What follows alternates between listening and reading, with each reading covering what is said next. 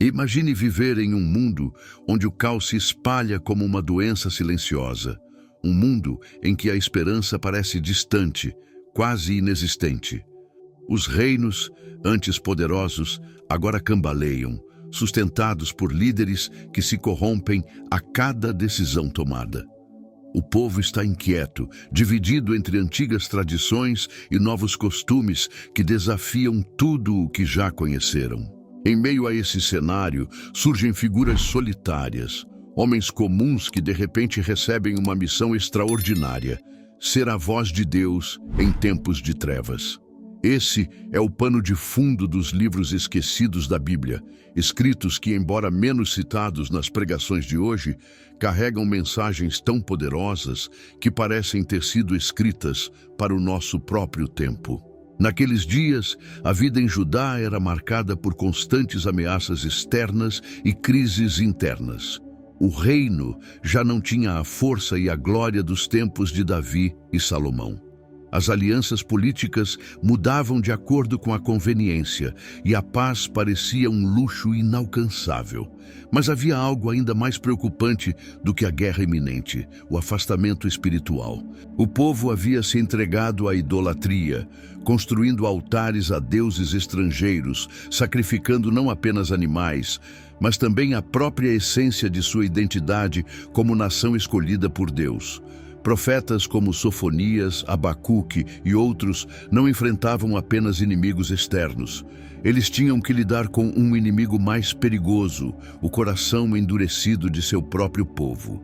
Sofonias viveu durante o reinado de Josias, um dos últimos reis de Judá. Josias é frequentemente lembrado como um rei que tentou trazer de volta a adoração ao Deus verdadeiro. Mas antes que suas reformas religiosas ganhassem força, o mal já havia se espalhado por todas as camadas da sociedade. O povo estava cego, espiritualmente anestesiado, incapaz de perceber o desastre iminente. E é nesse contexto que Sofonias recebe uma mensagem dura e implacável.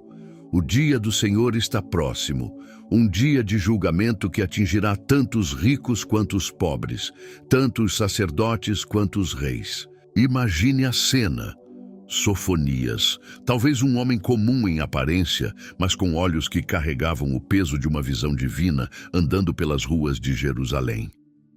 Ele vê as pessoas ocupadas com suas vidas cotidianas, negociando no mercado, preparando refeições, cuidando de seus afazeres. Tudo parece normal à primeira vista, mas ele sabe que a normalidade é uma ilusão. Ele sabe que, sob a superfície, existe uma podridão que precisa ser exposta. Ele sente a urgência de sua missão, mas, ao mesmo tempo, percebe a indiferença do povo. Como convencer alguém de que o perigo está próximo quando tudo parece estar sob controle? Mas Sofonias não é o único a viver esse tipo de experiência. Séculos antes, um homem chamado Abacuque também enfrentou uma situação semelhante. Abacuque, porém, não começa sua jornada como um profeta que traz uma mensagem ao povo. Ele começa como alguém que questiona, alguém que luta para entender o silêncio de Deus diante do sofrimento e da injustiça. Seu livro começa com uma pergunta que ecoa no coração de muitos até hoje.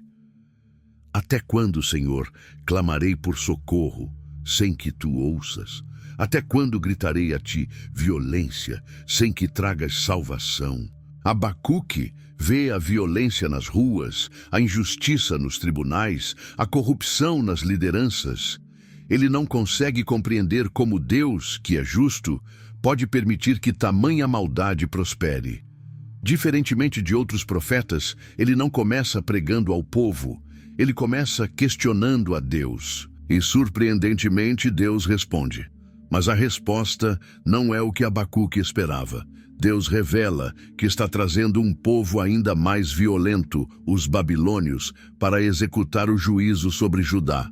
Para Abacuque, essa resposta é difícil de aceitar. Como um Deus santo pode usar uma nação tão cruel para punir seu próprio povo? Nesse diálogo com Deus, vemos algo raro nas Escrituras.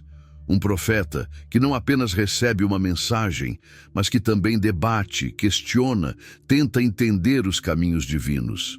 Abacuque não se conforma facilmente, mas ao final, ele chega a uma conclusão que se tornaria uma das maiores declarações de fé em toda a Bíblia. O justo viverá pela fé. Essas palavras ecoariam séculos depois, nos escritos do apóstolo Paulo, e se tornariam o fundamento da doutrina cristã da justificação pela fé. Enquanto Abacuque luta para entender o plano de Deus, outro livro, bem menor e muitas vezes esquecido, também lança luz sobre o fim dos tempos, o livro de Judas. Esse não é o Judas que traiu Jesus, mas sim Judas, irmão de Tiago e meio-irmão de Jesus. Em apenas um capítulo, ele escreve com uma intensidade surpreendente, alertando sobre falsos mestres que se infiltrariam na igreja, desviando muitos da fé verdadeira. Judas não mede palavras. Ele denuncia aqueles que transformam a graça de Deus em libertinagem e que rejeitam a autoridade divina. Mas há algo ainda mais intrigante no livro de Judas. Ele faz referência a textos extrabíblicos, como o livro de Enoque, para reforçar sua mensagem. Ele fala de anjos que não guardaram sua posição de autoridade e que estão presos até o dia do julgamento. Ele menciona a rebelião de Corá, a cobiça de Balaão e a rebelião de homens que, ao longo da história, desafiaram a Deus e sofreram as consequências. Em poucas palavras, Judas pinta um quadro sombrio, mas necessário, do que acontece quando se abandona a verdade e se abraça a mentira. Esses três livros, Sofonias, Abacuque e Judas, podem parecer desconexos à primeira vista, mas há um fio condutor que os une: a revelação de que a história humana não segue um curso aleatório. Existe um propósito divino, um plano que, embora nem sempre compreendido, está em ação. Esses profetas e escritores foram levantados em tempos de grande escuridão, não apenas para advertir, mas para preparar aqueles que ainda tinham ouvidos para ouvir. E assim como o povo de Judá se via cercado por nações poderosas e uma crise interna devastadora, nós, hoje, vivemos em tempos de incerteza. Guerras, crises políticas, desastres naturais. Tudo parece apontar para algo maior, algo que ainda está por vir.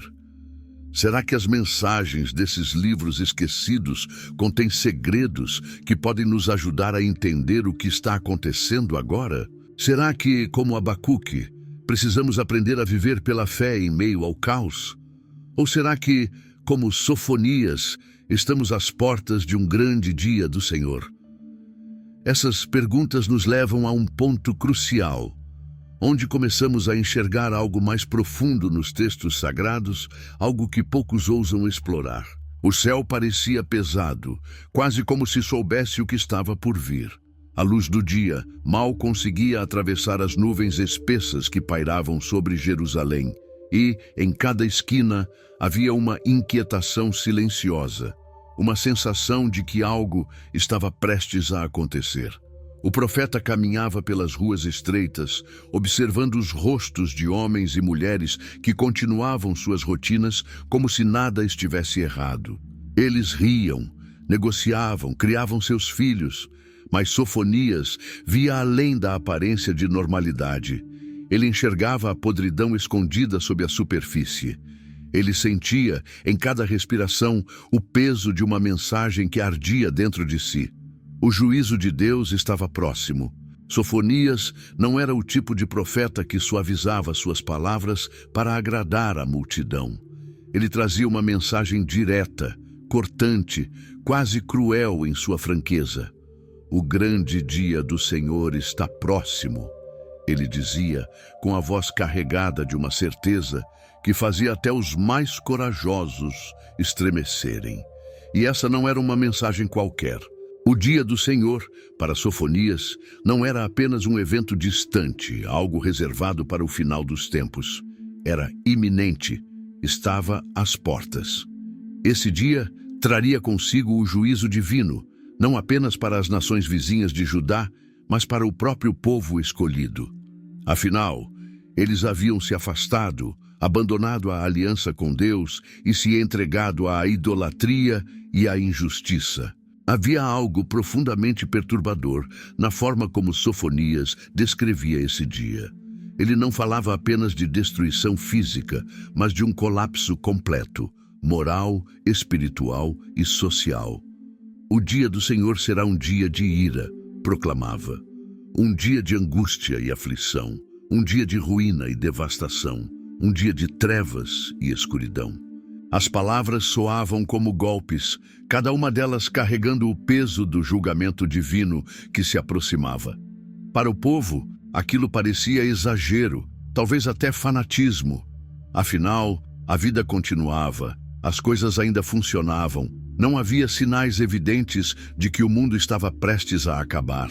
Mas não era apenas Sofonias que trazia uma mensagem de juízo. Abacuque, em seu diálogo com Deus, também foi confrontado com uma realidade que desafiava sua compreensão.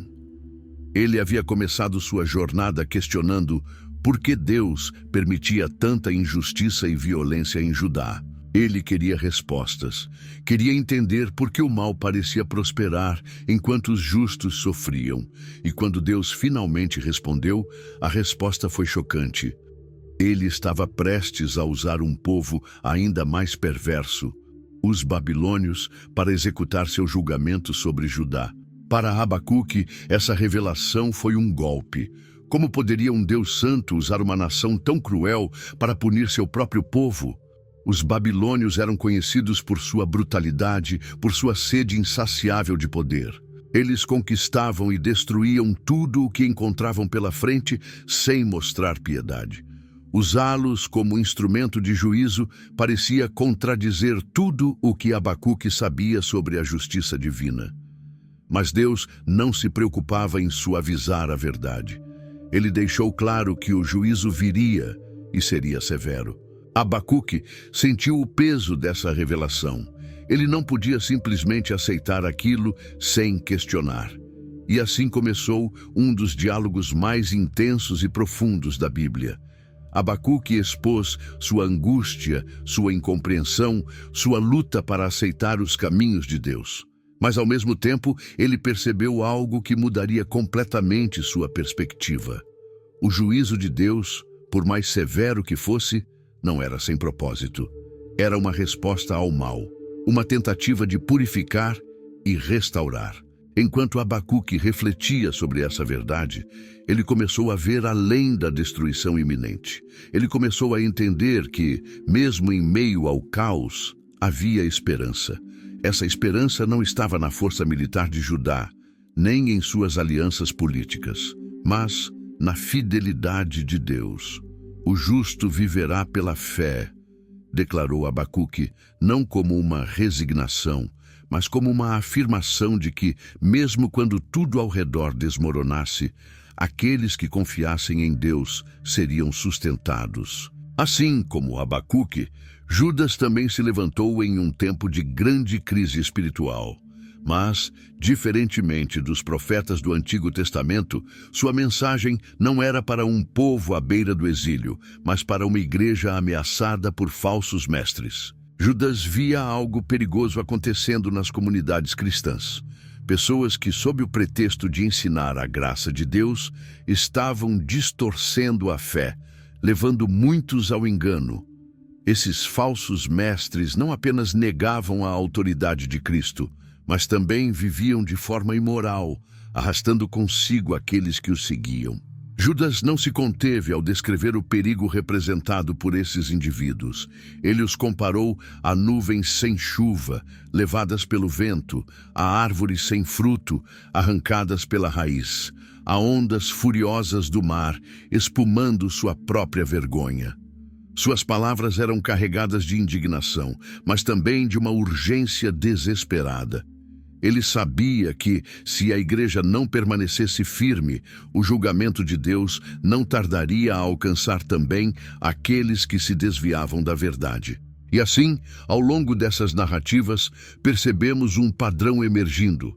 O juízo de Deus não é apenas uma resposta ao mal, mas também um chamado ao arrependimento.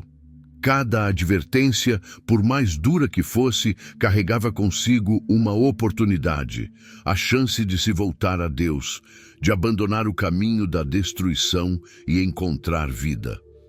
Mas o tempo era curto. O juízo se aproximava como uma tempestade no horizonte, e apenas aqueles que estivessem preparados sobreviveriam. Os falsos mestres denunciados por Judas, a idolatria enfrentada por Sofonias e a violência testemunhada por Abacuque eram diferentes manifestações do mesmo problema, o coração humano rebelde contra Deus. E assim como no passado, essas advertências não são apenas histórias antigas, mas verdades que ainda ressoam nos dias de hoje.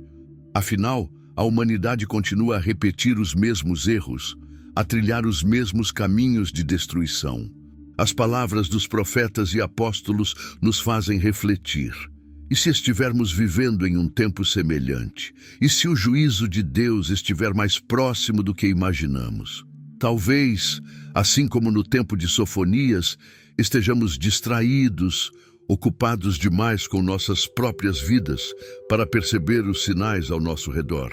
Talvez estejamos questionando, como Abacuque, por que Deus parece demorar a agir diante de tanta injustiça, ou talvez, como Judas, precisemos nos levantar contra falsos mestres que distorcem a verdade antes que seja tarde demais. E enquanto essa reflexão cresce dentro de nós, uma nova pergunta surge, silenciosa, inquietante, mas inevitável. O que vem depois? O que acontece quando ignoramos esses alertas? E se já estivermos vivendo os primeiros sinais do fim? Essas perguntas nos levam a um ponto crucial, um momento em que começamos a perceber que as mensagens desses livros não são apenas palavras antigas. Elas carregam um segredo que pode mudar tudo. O vento soprava forte através das colinas de Judá, como se a própria natureza estivesse tentando anunciar o que estava por vir. O povo, imerso em sua rotina diária, pouco se preocupava com as palavras que ecoavam das bocas dos profetas. Era mais fácil ignorar as advertências, fingir que nada mudaria, que a segurança em que viviam, por mais instável que fosse, duraria para sempre. Mas os olhos atentos de homens como Abacuque e Sofonias enxergavam além das aparências. Eles sabiam que, quando o juízo chegasse, seria implacável, como uma tempestade que varre tudo em seu caminho. No entanto, havia algo mais nessas mensagens. Não se tratava apenas de destruição iminente, mas de uma promessa escondida nas sombras, a possibilidade de restauração.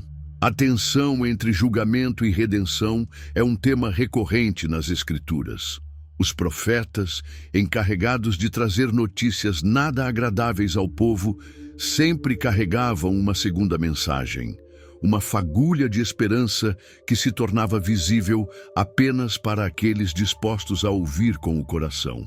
A promessa de restauração não era um simples consolo, mas uma declaração poderosa de que, mesmo em meio ao caos, Deus permanecia no controle, preparando algo novo. Abacuque, por exemplo, começa sua jornada questionando a Deus com sinceridade brutal. Ele está confuso, perplexo com a injustiça que reina ao seu redor e com o aparente silêncio divino diante do sofrimento.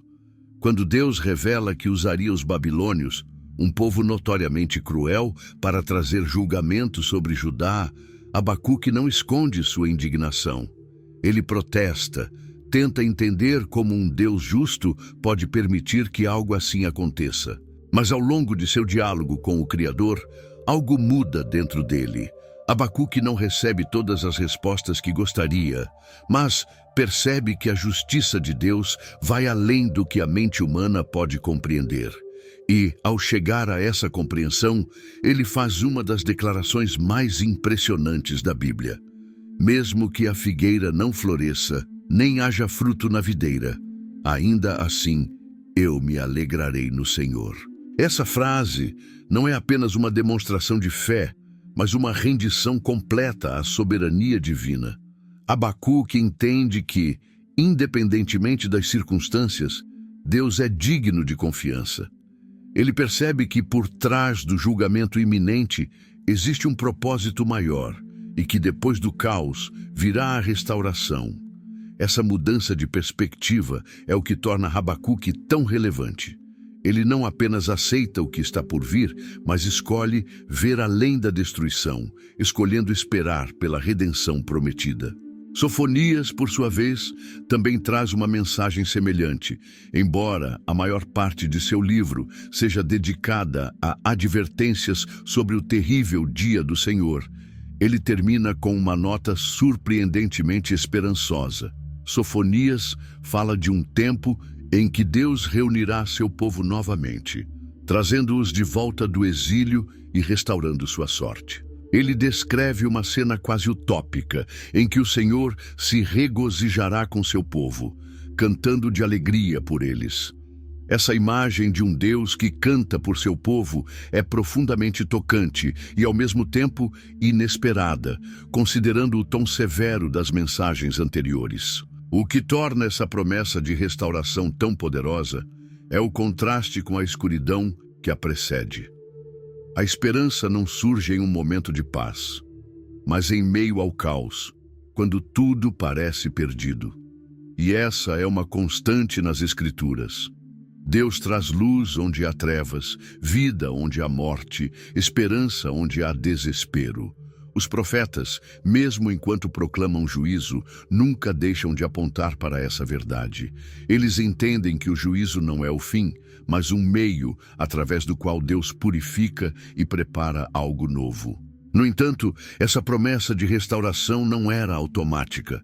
Ela exigia uma resposta do povo, arrependimento, mudança de coração, um retorno sincero ao caminho de Deus.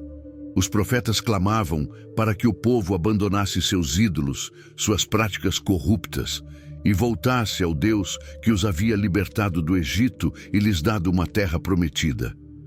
Mas a questão era, eles ouviriam? Eles entenderiam que, mesmo diante de uma mensagem tão dura, havia uma oportunidade para começar de novo? Essa tensão entre juízo e redenção não era algo limitado ao Antigo Testamento. No Novo Testamento, ela ganha uma nova dimensão com a vinda de Jesus.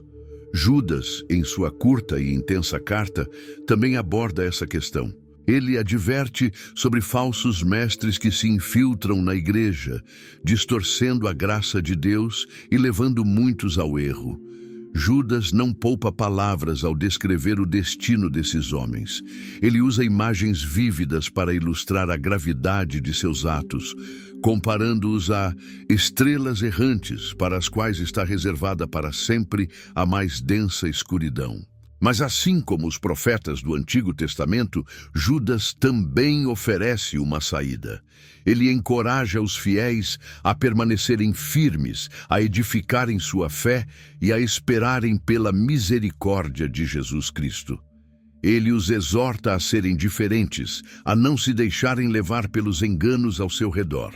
Judas entende que, assim como nos dias de Sofonias e Abacuque, há um juízo iminente, mas também há esperança para aqueles que se mantêm fiéis. E assim, através das palavras desses homens, vemos que a promessa de restauração é uma constante na história da humanidade. Deus nunca trouxe juízo sem antes oferecer uma chance de redenção. Ele nunca permitiu que o caos reinasse sem deixar claro que, no final, ele traria a ordem novamente. Essa é a essência da mensagem profética. Uma advertência séria, sim, mas sempre acompanhada por uma promessa de que, para aqueles que ouvirem e responderem, haverá uma nova chance.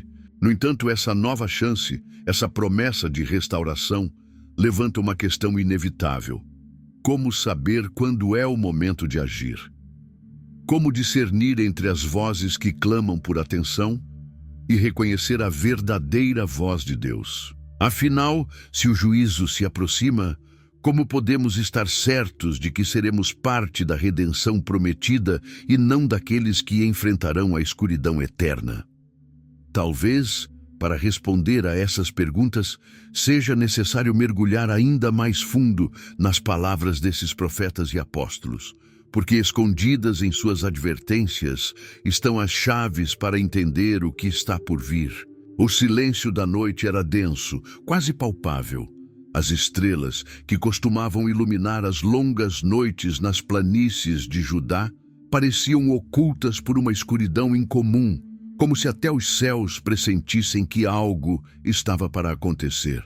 As ruas de Jerusalém estavam vazias, mas o ar estava carregado de um sentimento estranho. Não exatamente medo, mas uma inquietação que pairava sobre cada casa, cada canto da cidade.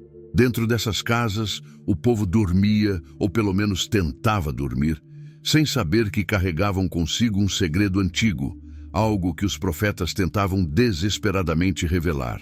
Um futuro terrível e glorioso ao mesmo tempo, marcado por eventos que ainda hoje desafiam o entendimento. Abacuque, Sofonias, Judas, homens tão diferentes de tempos distintos, mas unidos por uma única missão: alertar sobre o que viria. Suas palavras não eram fáceis de ouvir. Elas falavam de destruição, de julgamento, de um tempo em que o mundo como o conheciam seria abalado até suas fundações. No entanto, se ouvirmos com atenção, perceberemos que esses homens não falavam apenas do passado. Havia algo mais em suas mensagens. Um eco que atravessava os séculos e chegava até nós. Uma advertência de que o fim, seja lá o que isso signifique, ainda está por vir. Em cada geração, sempre houve aqueles que anunciavam o fim dos tempos. Eles eram ridicularizados, rejeitados, considerados loucos. Afinal, é difícil acreditar em algo tão grandioso e catastrófico quando a vida segue seu curso normal. As pessoas nasciam, cresciam, trabalhavam, casavam, morriam. Tudo parecia seguir uma ordem natural, como se nada pudesse abalar a rotina da existência humana. Mas os profetas sabiam que essa aparente normalidade era apenas uma ilusão. Havia um plano maior, um propósito divino que se desenrolava lentamente e, em determinados momentos da história, Deus levantava homens e mulheres para revelar partes desse plano. Abacuque, por exemplo, não apenas questionou a Deus sobre a injustiça de seu tempo, ele também recebeu uma visão sobre o fim. Ele viu algo tão impressionante, tão assustador, que suas pernas tremeram e seu coração quase falhou. Ele viu o dia em que Deus viria para julgar as nações, um dia em que a glória do Senhor cobriria a terra como as águas cobrem o mar. Abacuque compreendeu que, apesar do caos iminente, o juízo de Deus não era o fim da história. Havia algo além, uma promessa de que o justo viveria pela fé. Não pela força, não pela riqueza, mas por uma confiança inabalável em Deus, mesmo quando tudo ao redor desmoronasse. Sofonias também teve visões terríveis. Ele viu o grande dia do Senhor, um dia de escuridão, desespero e angústia. Ele viu a terra consumida pelo fogo da ira divina, mas no final, ele também viu algo que muitos não enxergavam: um povo humilde, purificado pelo fogo, que herdaria a terra e viveria em paz sob a proteção do próprio Deus.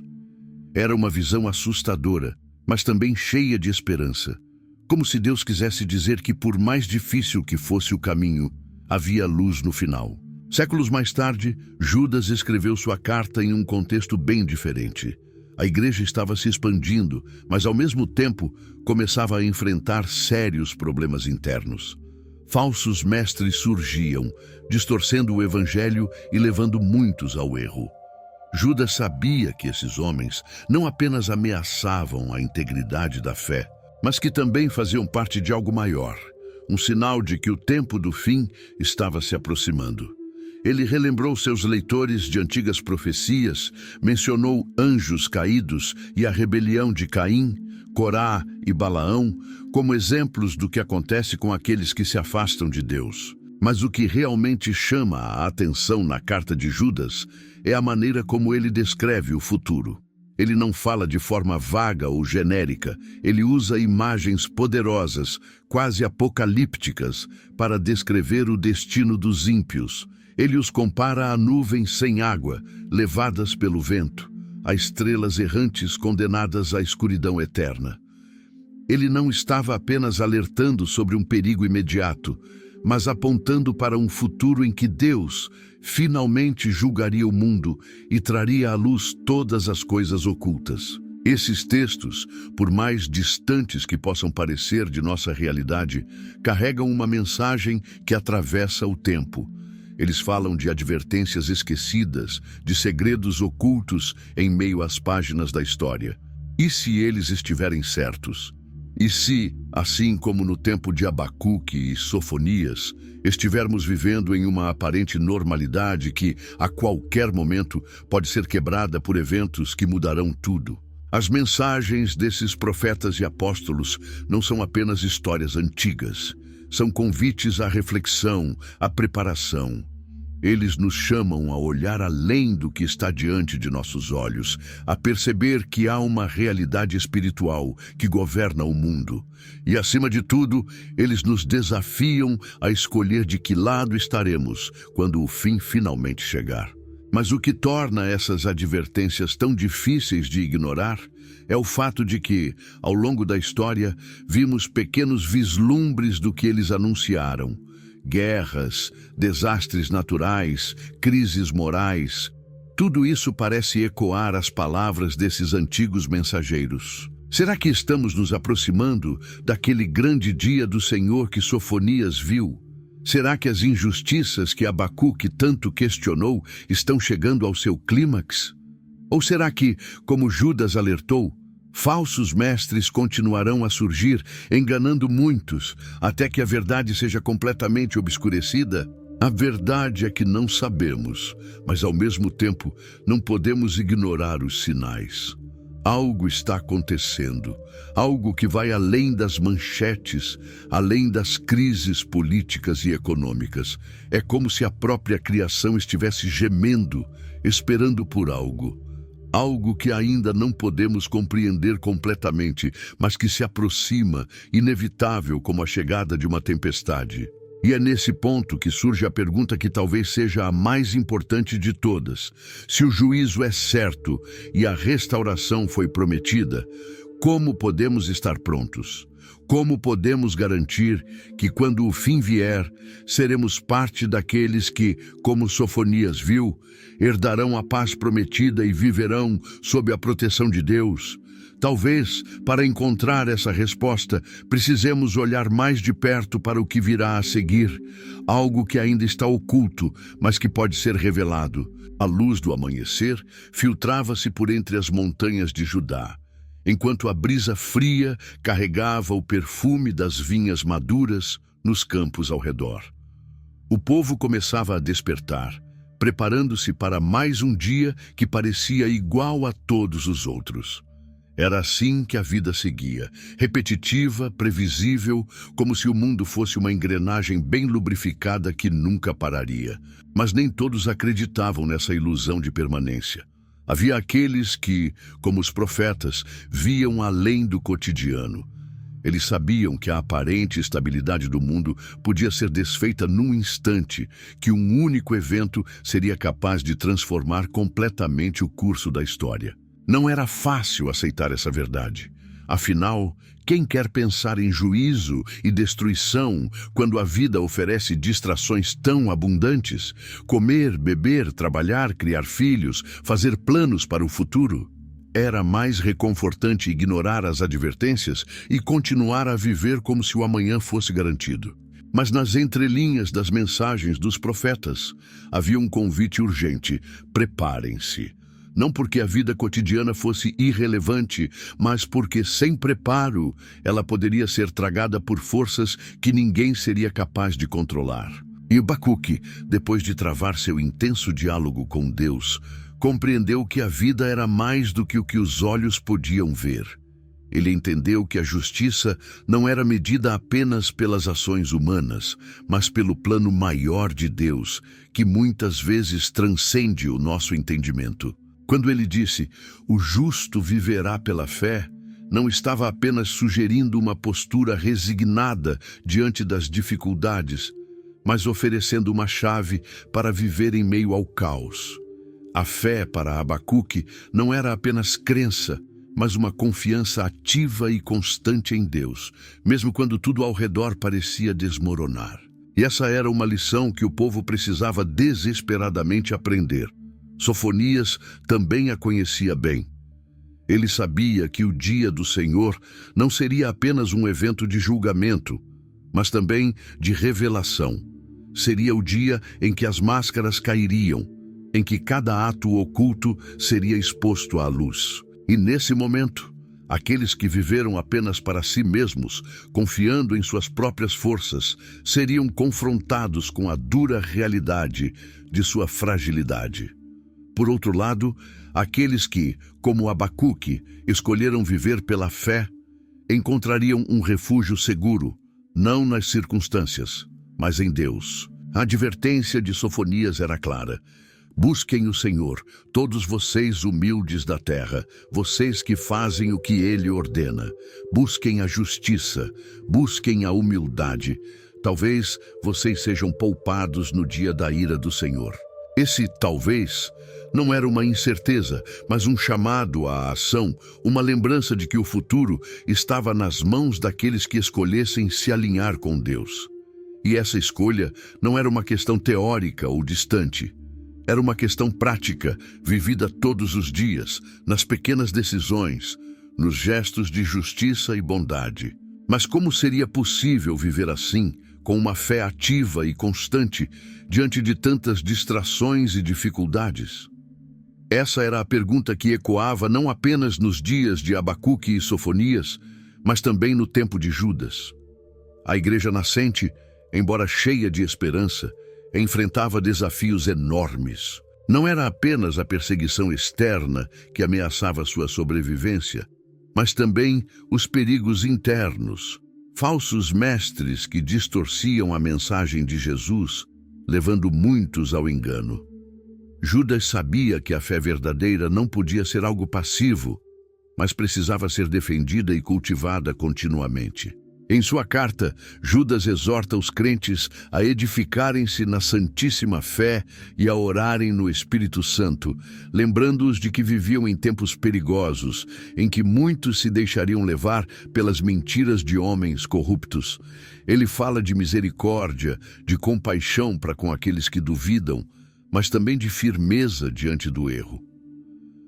Judas entende que a fé não é algo que se mantém por inércia, mas algo que deve ser nutrido, como uma chama que precisa ser constantemente alimentada. Essa perspectiva prática sobre a vida de fé é o que torna as mensagens desses livros tão relevantes para nós hoje. Não se trata apenas de acreditar em algo, trata-se de viver de uma forma que reflita essa crença, mesmo quando o mundo ao nosso redor parece seguir em outra direção. E é exatamente aí que encontramos o ponto de conexão com a nossa realidade atual. Vivemos em uma época marcada por incertezas. As crises se multiplicam, a tecnologia avança rapidamente, mudando a maneira como vivemos, trabalhamos e nos relacionamos. Informações nos bombardeiam a todo instante e, em meio a essa avalanche, é fácil perder de vista o que realmente importa. Assim como no tempo de Abacuque e Sofonias, há uma tentação constante de confiar apenas no que podemos ver e controlar. Mas assim como eles aprenderam, nós também precisamos entender que a verdadeira segurança não está nas circunstâncias, mas em algo, ou melhor, em alguém muito maior. Quando Judas exorta os crentes a se manterem firmes na fé, ele não está apenas falando sobre resistir às dificuldades externas, mas sobre manter viva a chama da esperança, mesmo quando tudo parece estar contra nós. Ele nos lembra que a fé não é apenas um refúgio, mas uma força que nos impulsiona a agir, a buscar a justiça, a viver de forma digna da esperança que professamos. E é essa ação, essa resposta prática ao chamado de Deus, que faz toda a diferença. Não basta saber que o juízo virá. É preciso viver de forma que, quando ele chegar, sejamos encontrados prontos, não porque somos perfeitos, mas porque escolhemos confiar naquele que é perfeito. Essa escolha, repetida dia após dia, é o que transforma vidas, o que nos prepara para enfrentar não apenas os desafios do presente, mas também o futuro que ainda está por vir. Mas à medida que refletimos sobre essas lições e começamos a entender a profundidade do que significa viver pela fé, uma pergunta inquietante permanece: como saber se estamos realmente prontos? Como discernir se a nossa fé é genuína ou apenas uma fachada que cairá ao primeiro sinal de tempestade? Talvez a resposta esteja nas próprias palavras dos profetas e apóstolos, escondida nas entrelinhas de suas mensagens, aguardando para ser descoberta por aqueles dispostos a mergulhar ainda mais fundo.